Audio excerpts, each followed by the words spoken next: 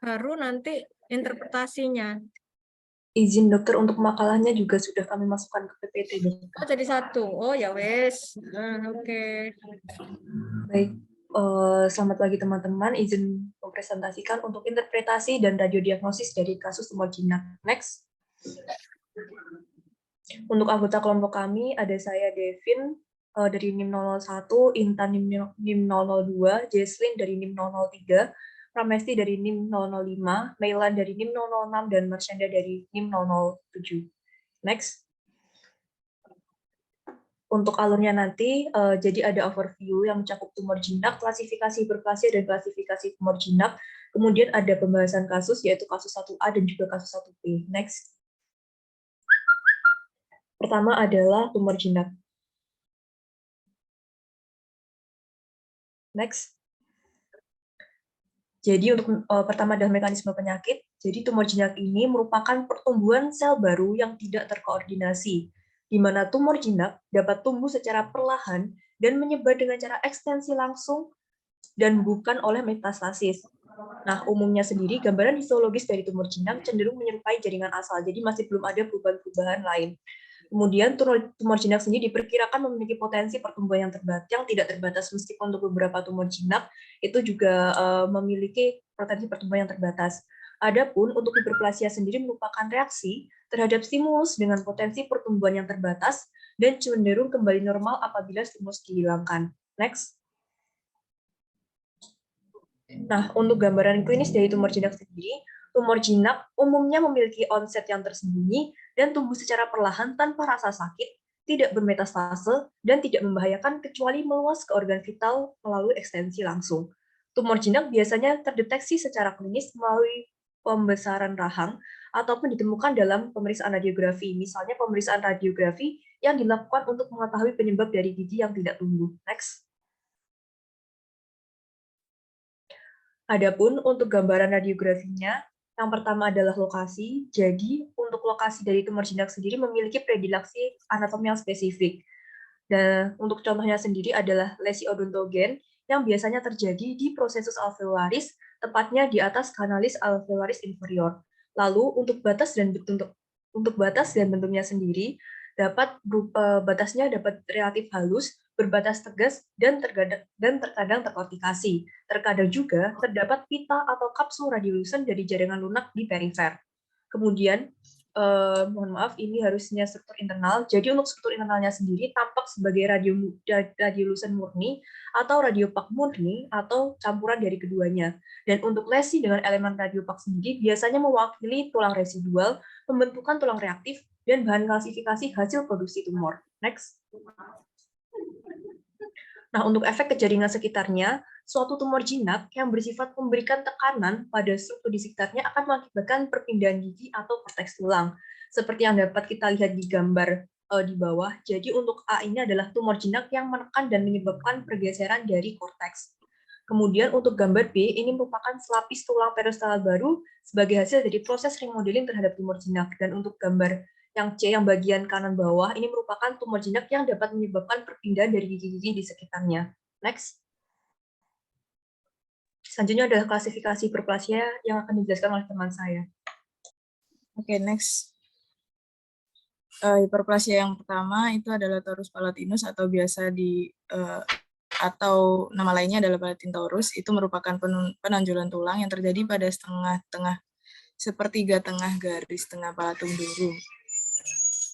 Gambaran radiografi dari torus palatin ini adalah muncul sebagai bayangan radiopak padat di bawah dan melekat pada palatum durum. Batas bayangan radiopak biasanya berbatas tegas dan mungkin memiliki garis cembung atau berlobus, dan aspek internalnya bersifat radiopak homogen. Next. Yang kedua adalah torus mandibularis atau mandibular tonus. Ini torus ini hiperostosis yang menonjol dari aspek lingual dari prosesus alveolar mandibula, biasanya di dekat gigi premolar. Untuk gambaran radiografisnya sendiri adalah muncul sebagai bayangan radiopak, biasanya ditumpangkan pada akar gigi premolar dan molar, kadang-kadang di atas gigi kaninus dan gigi seri. Terus torus mandibularis juga berbatas jelas di anterior pada gambar periapikal dan kurang padat, serta kurang jelas saat memanjang ke posterior. Tidak ada batas antara tepi torus dan permukaan mandibula karena torus bersambung dengan korteks mandibula. Next. Selanjutnya ada hyperostosis atau exostosis. Ini merupakan hyperostosis yang tumbuh di puncak di bawah Pontic of Fitchbridge. Hyperostosis ini dapat mencapai ukuran besar dan mungkin soliter atau multiple. Gambaran radiografisnya ini biasanya berbatas tegas dan berkontur halus dengan batas melengkung. Namun beberapa mungkin memiliki batas yang tidak jelas yang menyatu dengan tulang normal di sekitarnya. Aspek internalnya dapat dari hiperostosis ini biasanya homogen dan radiopat. Next. Selanjutnya Densbone Island, ini sinonimnya enostosis, osteoklerosis, dan idiopatik periapikal. Ini merupakan pertumbuhan tulang kompak yang berkembang di dalam tulang cancellous. Gambaran radiografinya biasanya berbatas tegas, tetapi kadang juga menyatu dengan trabekula tulang di sekitarnya. Tidak ada jejak tepi radiolusen atau kapsul karena DBI ini radiopak berbatas langsung dengan tulang normal. Struktur internalnya biasanya radiopak seragam tanpa pola karakteristik. Diferensial diagnosisnya POD dan sclerosing periapikal. Next. Selanjutnya ada klasifikasi tumor jinak. Next. Yang pertama ada ameloblastoma atau sinonimnya adamantinuma, adamantoblastoma, dan epithelial odontoma. Ini ameloblastoma ini tumbuh lambat dan hanya sedikit jika ada gejala muncul pada tahap awal. Gambaran radiografisnya, ameloblastoma mempunyai batas kortikal, batas sering melengkung, dan pada lesi kecil berbatas dengan bentuk yang tidak dapat dibedakan dengan kista. Diferensial diagnosisnya adalah keratosis, odontogenik, granuloma giant cell, myxoma odontogenik, dan ossifying fibroma. Next. Selanjutnya adalah calcifying epithelial odontogenic tumor. Untuk sinonimnya ada pinbag tumor, ameloblastoma of unusual type of calcification. Untuk gambaran klinisnya, biasa ditemukan pada kelompok usia antara 8 sampai 92 tahun. Tumor ini jarang terjadi di luar tulang dan lebih sering ditemukan pada pria.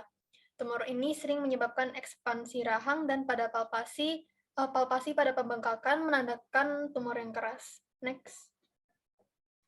Berikutnya adalah untuk interpretasinya.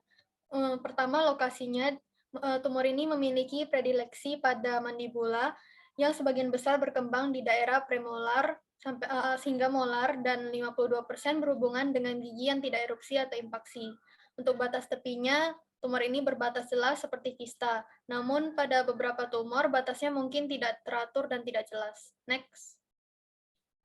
Untuk struktur internalnya, dapat berupa uniokuler atau multiokuler dengan fokus radiopak yang banyak dan tersebar. Beberapa elemen radiopak dapat memiliki bentuk crescent atau donat. Gambar khasnya adalah tampak radiopak dekat dengan mahkota gigi yang tertanam. Selain itu, trabekula yang kecil, tipis, opak dapat melintasi daerah radiolusen ke berbagai arah. Untuk efek terhadap jaringan sekitarnya, yang pertama displacement gigi, kemudian menghambat erupsi, dan ekspansi rahang dengan batas kortikal. Next. Untuk DD-nya, bila lesi itu struktur internal yang seluruhnya radiolusen, maka DD-nya termasuk kista dentigerus dan ameloblastoma. Sedangkan untuk lesi dengan fokus radiopak, DD-nya ada adenomatoid odontogenic tumor, ameloblastic fibroodontoma, dan calcifying odontogenic cyst. Next. Berikutnya adalah tumor odontogen campuran. Next. Yang pertama adalah odontoma. Untuk sinonimnya ada compound odontoma, compound composite odontoma, kompleks odontoma, kompleks composite odontoma, odontogenic hamartoma, calcified mixed odontoma, dan cystic odontoma. Untuk gambaran klinisnya, ini merupakan tumor odontogenik yang paling umum ditemukan dan dapat mengganggu erupsi gigi permanen. Compound odontoma 2 kali lebih sering ditemukan dibandingkan kompleks odontoma. Next. Untuk interpretasinya, yang pertama adalah lokasinya. Tipe compound 62% terjadi di anterior maksila dan diasosiasikan dengan mahkota gigi kaninus yang tidak erupsi. Sebaliknya, 70% dari kompleks odontoma ditemukan pada area mandibula di gigi M1 dan M2. Untuk batas tepinya, batas tepi odontoma jelas, halus, atau irregular. Lesi ini memiliki batas kortikal dan terdapat kapsul jaringan lunak. Next. Untuk struktur internalnya, lesi ini tampak sebagai radiopak yang luas. Pada gambar, tampak 3 tipe, kompleks odontoma, compound odontoma, dan dilated odontoma. Yang pertama adalah compound odontoma. Compound odontoma ini memiliki banyak gambaran struktur seperti gigi atau denticles yang tampak seperti deformed teeth. Berikutnya untuk kompleks odontoma mengandung massa irregular jaringan terkalsifikasi. Untuk dilated odontoma mempunyai struktur tunggal terkalsifikasi dengan bagian tengah radiolusen dan mempunyai bentuk yang mirip dengan donat.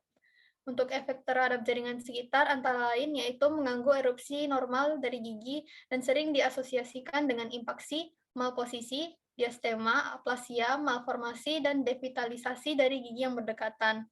Kompleks odontoma yang besar dapat menyebabkan ekspansi rahang dengan pemeliharaan batas kortikal.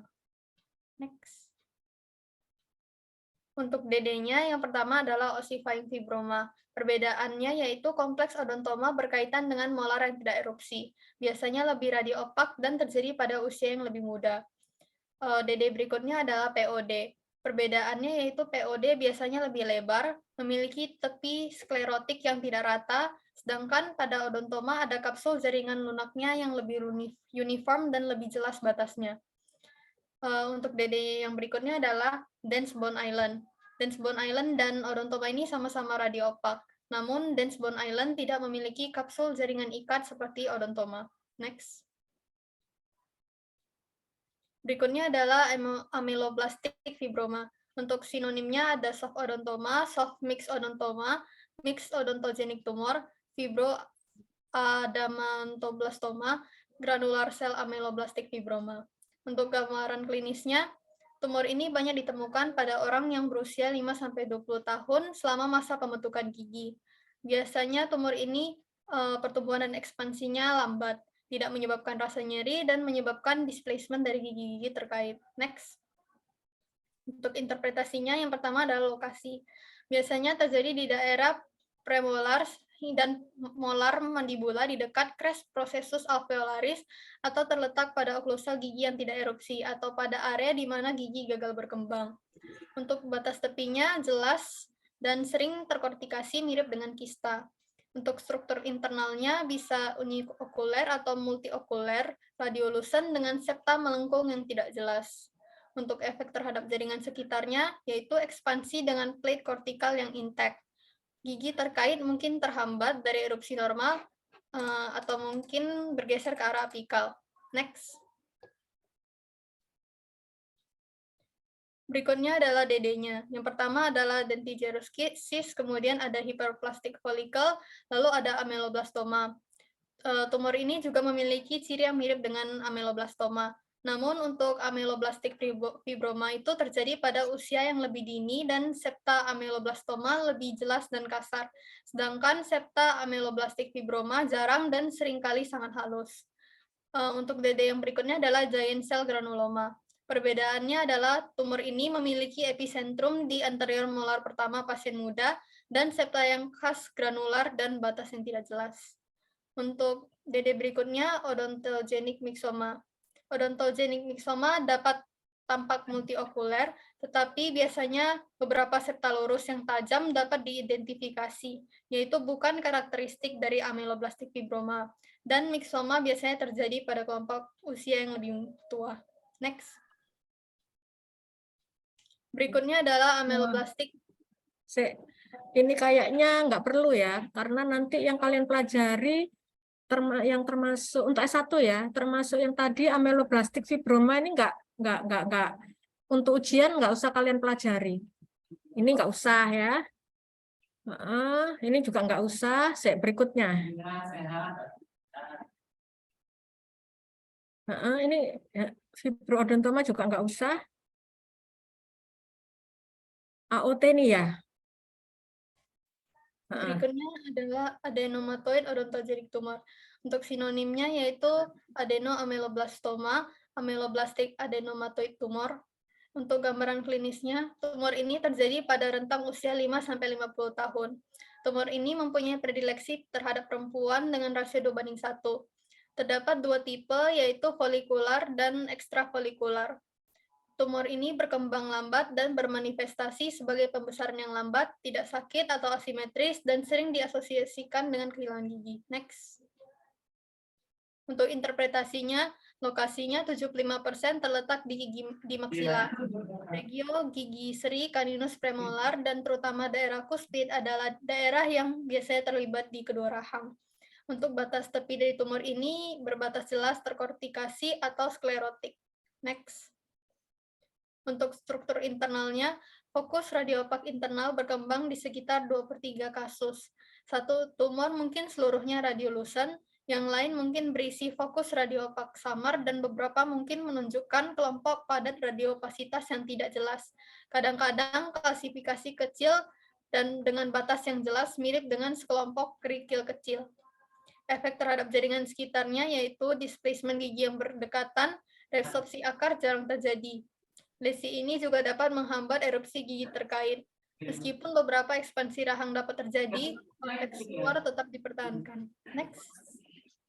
Untuk DD-nya, antara lain kista folikular dan perikoronal odontogenic keratosis. Perbedaannya, apabila perlekatan lesi radiolucent lebih apikal dibandingkan CEJ, maka kista folikular dapat dibedakan.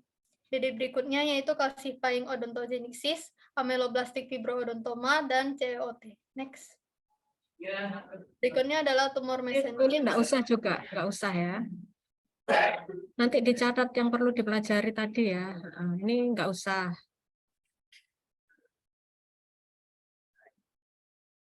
Ini dipresentasikan. Baik, mohon izin dokter. Yang selanjutnya adalah benign sementoma. Jadi sinonimnya ini adalah sementoblastoma dan true sementoma. Gambaran klinisnya sering terjadi pada pria daripada wanita. Kemudian terjadi pada usia antara 12 hingga 65 tahun. Tidak ada predileksi ras dan tumor biasanya merupakan lesi soliter yang tumbuh lambat, tetapi pada akhirnya dapat menggeser gigi. Gigi yang terlibat sangat vital dan seringkali menyakitkan. Rasa sakit bervariasi dari pasien ke pasien dan dapat dikurangi dengan obat antiinflamasi. Untuk interpretasinya, sebagian besar terjadi di mandibula, kemudian terutama pada akar gigi premolar atau molar pertama. Untuk batas tepinya, radioopasitas berbatas tegas dengan batas kortikal dan pita radiolucent yang berbatas tegas tepat di dalam batas kortikal. Untuk struktur internalnya, lesi radiolucent radiopak campuran, namun sebagian besar radiopak. Untuk polanya amorf atau mungkin memiliki pola jari-jari roda. Untuk padatan massa segmentum mengaburkan garis tepi akar yang terbungkus. Massa radiopak sentral dikelilingi oleh pita radiolucent yang menunjukkan bahwa tumor mengalami maturasi dari aspek sentral ke perifer. Kemudian untuk efek pada jaringan sekitar, jika garis akar terlihat, dalam banyak kasus berbagai jumlah resorpsi eksternal dapat terlihat. Jika cukup besar, tumor ini dapat menyebabkan ekspansi mandibula, dan pada beberapa kasus terjadi perforasi melalui lempeng kortikal luar tanpa reaksi periosteal. Untuk DD-nya ada periapical sclerosing osteitis, Dance bone island, dan juga hyperocementosis. Ini nggak usah. Selanjutnya tumor jinak Nah, ini non-odontogen. juga nggak usah. Ini nggak usah. Nggak usah. Nggak usah. Ini punyanya SP semua. Osteoma bolehlah, tapi sebetulnya nggak termasuk. Biar tahu bedanya. Baik, selanjutnya ada osteoma. Untuk osteoma ini termasuk dalam tumor mesodermal. Untuk klasifikasinya terdiri dari 3, yaitu yang pertama adalah lesi yang terdiri dari tulang kompak atau ivori, lalu lesi yang terdiri dari tulang trabekular, dan yang ketiga lesi yang terdiri dari kombinasi tulang kompak dan tulang trabekular.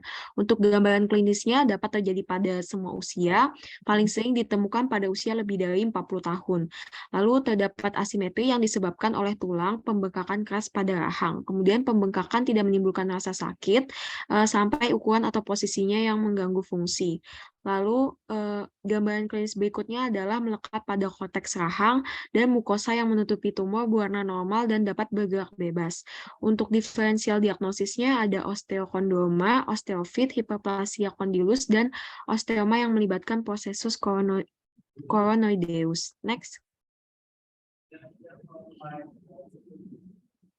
Untuk gambaran radiografinya lebih sering terlihat pada mandibula daripada maksila, umumnya pada sisi lingual ramus atau pada batas inferior mandibula di bawah gigi molar. Terjadi juga pada sinus paranasal, terutama sinus frontal, memiliki batas yang jelas dan hanya terdiri dari tulang kompak yang bersifat radiopak. Lesi yang besar dapat menggantikan jaringan lunak yang berdekatan seperti otot dan menyebabkan disfungsi. Next. Usah, Selanjutnya. nggak usah. Nggak usah. Ini banyak banget kalau tumor-tumor ini punyanya spesialis ya. Nggak usah ini juga. Nggak usah. Nggak usah.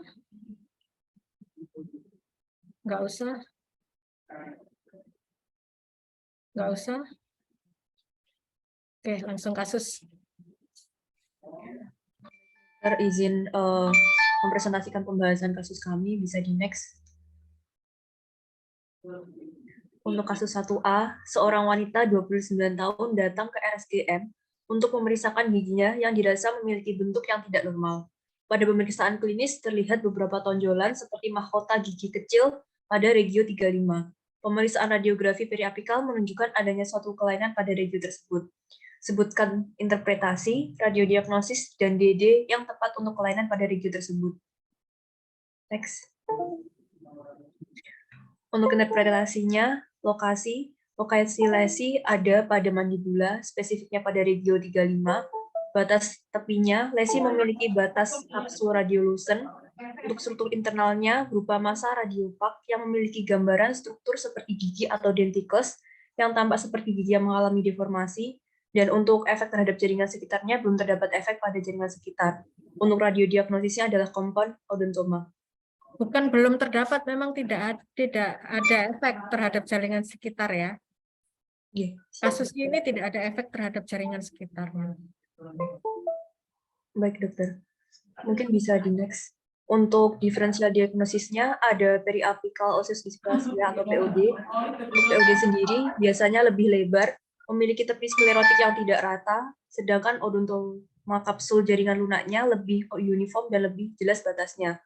Untuk dense bone island itu sama-sama radiopak, tetapi untuk dense bone island tidak memiliki kapsul jaringan ikat seperti odontoma. Next. Berikutnya untuk kasus 1B.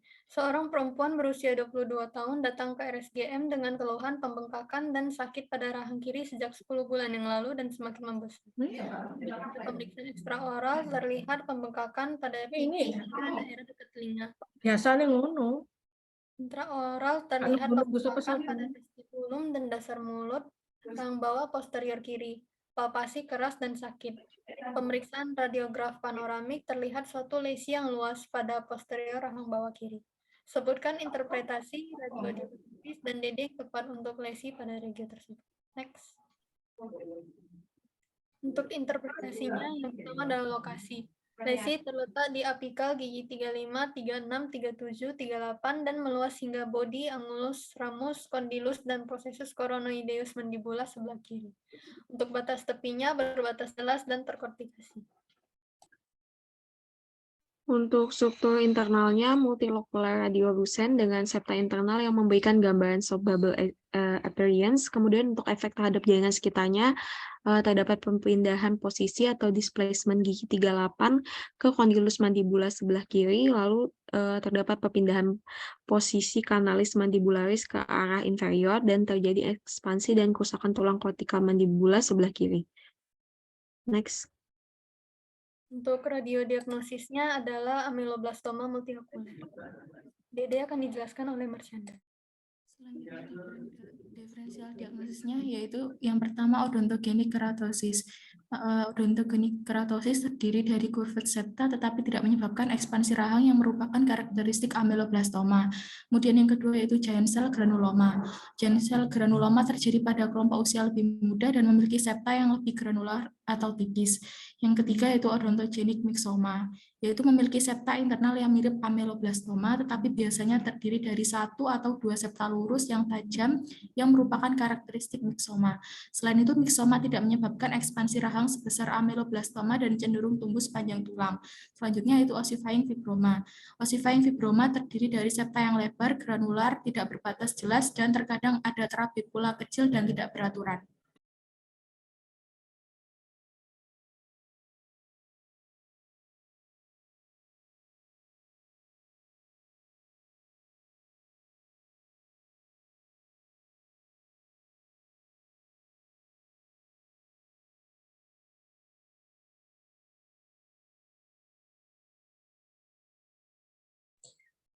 Baik, sekian dari kami. Ada kurang lebihnya mohon maaf. Wassalamualaikum warahmatullahi wabarakatuh.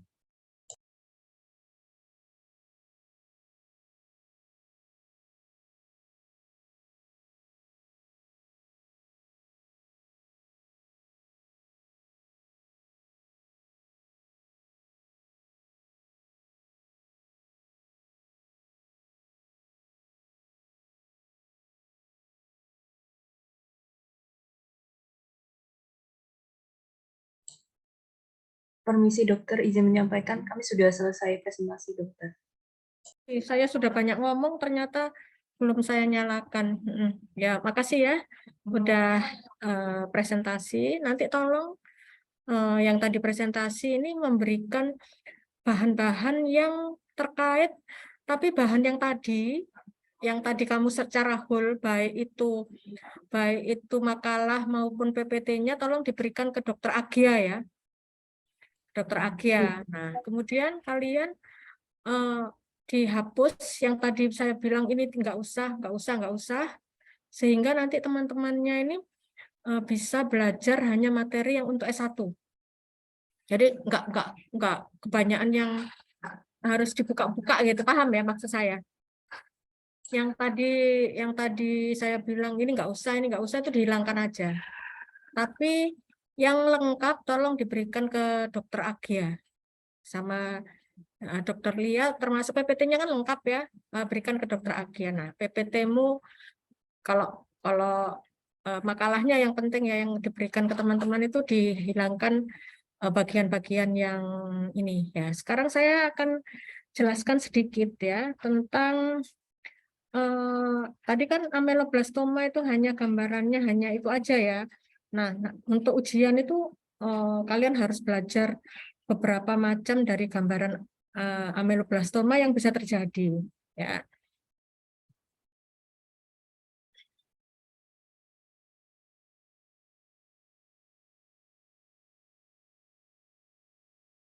Sudah kelihatan? Ya, jadi nanti yang lain kalian pelajari sendiri karena ini udah jelas ya. Tadi teman-teman kalian sudah di PPT-nya juga sudah jelas, sudah menjelaskan tentang tumor zina itu apa, tanda-tandanya bagaimana, ya, batasnya bagaimana, gambarannya, ini semua sudah ada tadi ya, sudah oke. Nah, kemudian yang dipelajari ini ya, hiperplasia, tadi sudah gampang banget kok. Ya, gampang banget. Hiperplasia ini ada torus, ya, ada hiperostosis. Nah, tadi juga gambar-gambarnya juga sudah lengkap. Kemudian ada Densbone Island ya. Nah, ini tentang ameloblastoma sekarang. Nah, tadi juga sudah dijelaskan. Nah, sekarang saya akan menunjukkan ada sebetulnya beberapa gambaran dari ameloblastoma yang bisa dengan ini ya, dengan gambaran yang berbeda. Jadi ada 4 macam tipe dari gambaran radiografi ameloblastoma ya.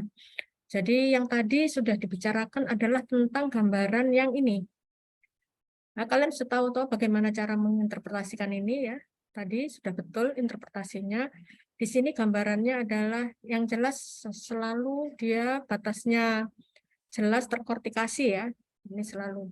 Nah, kemudian yang tadi sudah dijelaskan, yang ini adalah tipe yang subbubble appearance yang ini ya. Subbubble appearance. Ini yang gambarannya dia menyerupai busa sabun ya, besar-besar.